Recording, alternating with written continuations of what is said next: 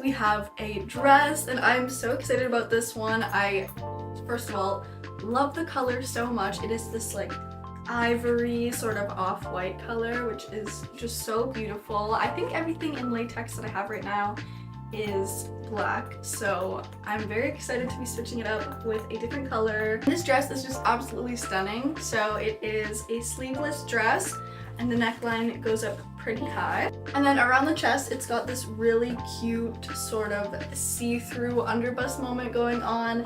And then right here, there is like a wire sort of thing. I just think it's so fun. I love a cute little dress like this. It looks simple, but it has a little extra pizzazz. There's some extra stuff going on. The dress is a pretty short length, which I absolutely love. It is a bit hard to show here, so I guess you guys will just have to wait until I try it on. The dress also has this super long zipper that goes all the way down the back. Alright, enough chit chat. I'm sure you guys are very eager to see how this dress looks when it's on, and I am equally as eager to try it on. So without further ado, let's go try it on.